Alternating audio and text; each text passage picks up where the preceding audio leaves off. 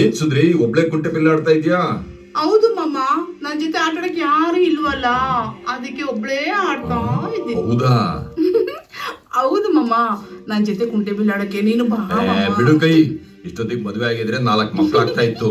ಯಾರು ಮದ್ವೆ ಕಟ್ಕೊಂಡು ಹೋಗ್ಬಿಟ್ಟು ಉಂಟೆ ಬಿಲೆ ಆಡ್ತಾವಳೆ. ಏ ಡುಮ್ಮಿ, ಹೇ ಸುಮ್ಕಿರ್ ಮಾವ, ನಾನು ಒಬ್ಳೇನ ಮದ್ವೆ ಆಗ್ದಿರೋದು, ನಮ್ಮ ಮಾವನು ಇಲ್ವಾ?